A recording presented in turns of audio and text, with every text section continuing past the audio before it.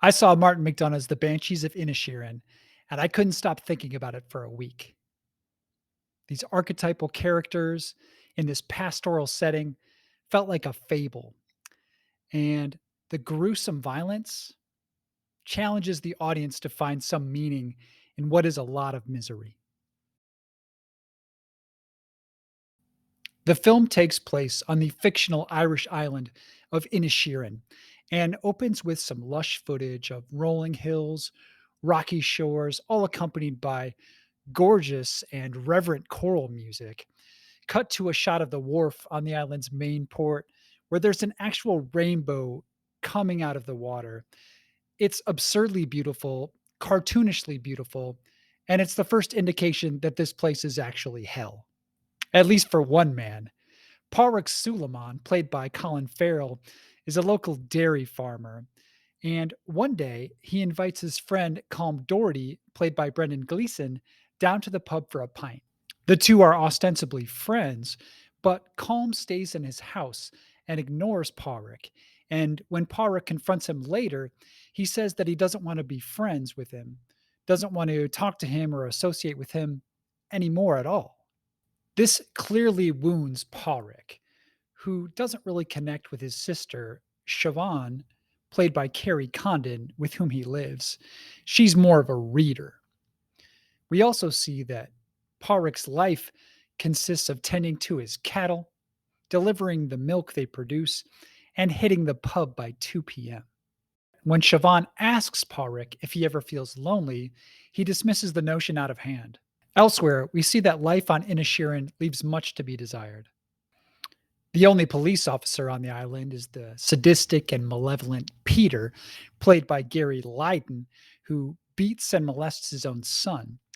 He uses violence against Padraig on two occasions, is rude and nosy with Siobhan, and assists on an execution on the mainland, admitting that he doesn't much care who gets killed. In the local general store and post office, we see that the shopkeeper and postmaster, Mrs. O'Riordan, is a busybody who reads other people's mail, craves gossip, and flogs anyone who fails to deliver it. It's here that we learn of a supposedly healthy 29-year-old man who killed himself by drowning. As if all this weren't grim enough, we get a walking, talking embodiment of death in the form of Mrs. McCormick, played by Sheila Flit. She seems to linger like a phantom and predicts one and perhaps two deaths on the island by the end of the month. At one point, she chillingly beckons to Siobhan from across a lake.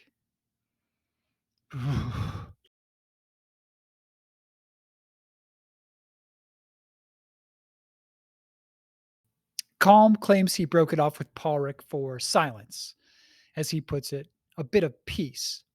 When pressed, though, he admits that he finds Paulric rather dull. But I think there's more to it than that. The film makes clear that Paulric is not the smartest man on Inisherin. In fact, Siobhan narrowly escapes admitting that he's the second dumbest, following Dominic, played by Barry Keoghan, the son of the cop. The bartender, meanwhile, asserts that Colm was always more of a thinker and that the two made an odd pair as friends. The film goes so far as to compare Padraig with an animal. He moves when the cattle move, and he certainly follows Colm around like a dog. He also identifies strongly with his therapy animal, a miniature mule named Jenny, whom he allows in the house. At one point, he joins Jenny on the floor for no apparent reason. Colm, on the other hand, has high culture aspirations. We've seen him singing and playing his fiddle down at the pub, and we learn that he has an admiration for Mozart. He says he wants to create something that lasts, like music. Parik has never heard of Mozart, but he prides himself on being nice. Calm responds by saying, "Niceness doesn't last." When Parik goes to Calm's house, we see that it's filled with masks. And this might suggest that he could change his identity, that maybe his disenchantment with Parik is just a phase. But I actually think the opposite is true. All the masks that we see are on the walls. They've been put up. It's as if the mask is off for the first time, and this is the real calm.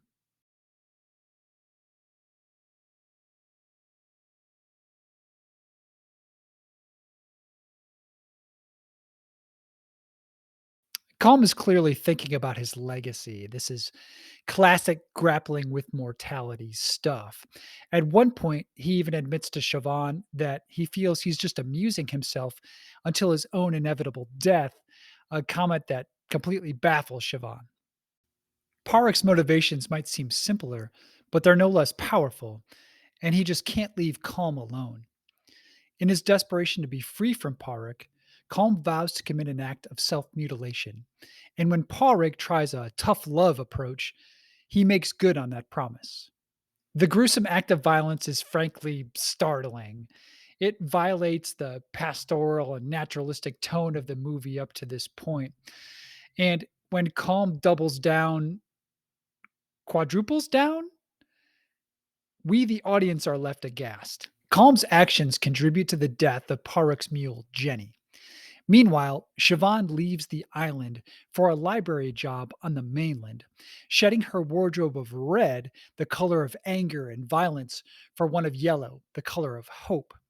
Combined, these two events conspire to push Parek over the edge. He informs Calm that he'll be setting fire to Calm's house the following day, whether Calm is inside or not, and he too follows through on his grim promise. Before leaving the burning building with Calm's dog, he peeks inside the window, and we see that Calm is seated inside. When Paulrick returns, however, he finds Calm by the beach, very much alive. And when Calm asks if the matter is finally resolved, Paulrick says that the feud will continue until one of them dies.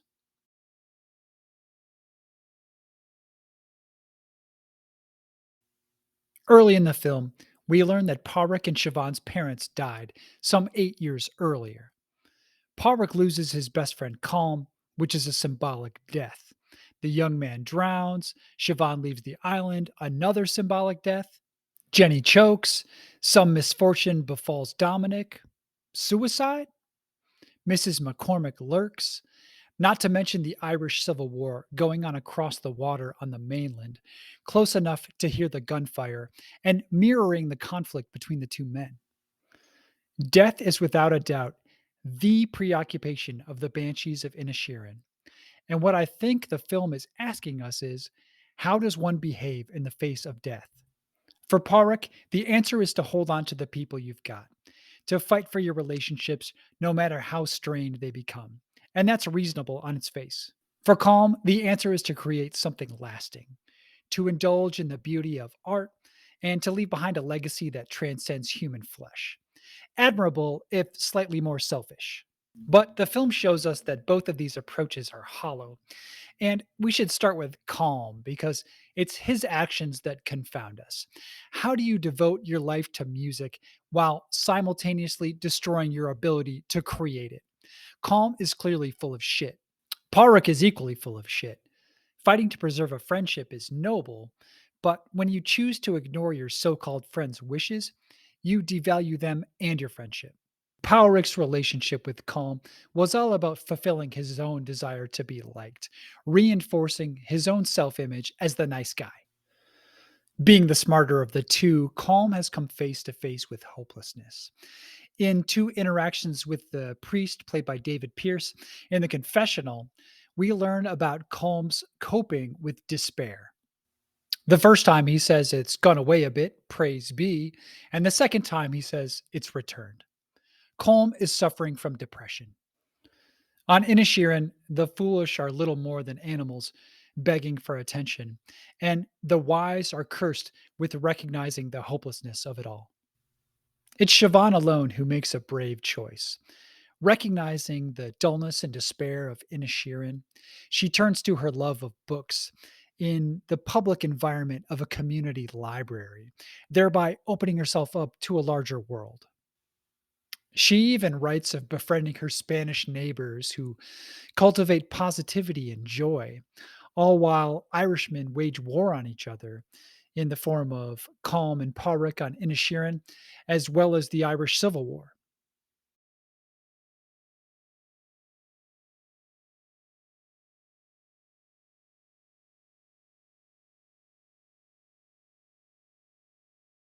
So, is there any hope at all for Pádraic and Calm? Maybe. It's not impossible to imagine that Pádraic has evolved beyond his nice guy hangups and become a less dull version of himself through his trauma. This could lead to a reconciliation with Calm or an acceptance to move past their friendship.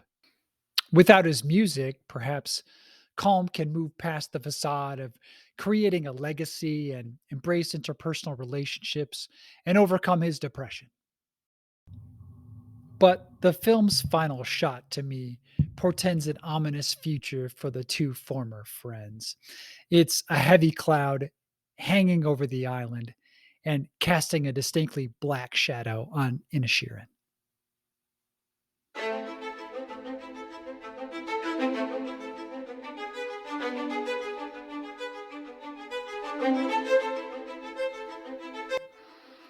Thanks for watching. I've never made a video like this. I know my technique is pretty raw, pretty primitive, but everybody needs a starting point, and Banshees captivated me.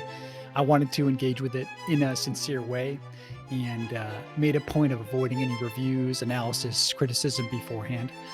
And I encourage you to do the same and share your thoughts in the comments. Worth noting that Banshees is up for 9 Academy Awards at the ceremony tonight, including Best Picture, Best Director, and Screenplay for Martin McDonagh. Acting nominations for Colin Farrell, Brendan Gleeson, Kerry Condon, Barry Keoghan. Score for Carter Burwell, and editing for mikkel E.G. Nielsen. So good luck to all those folks. Thanks again for watching, and be well.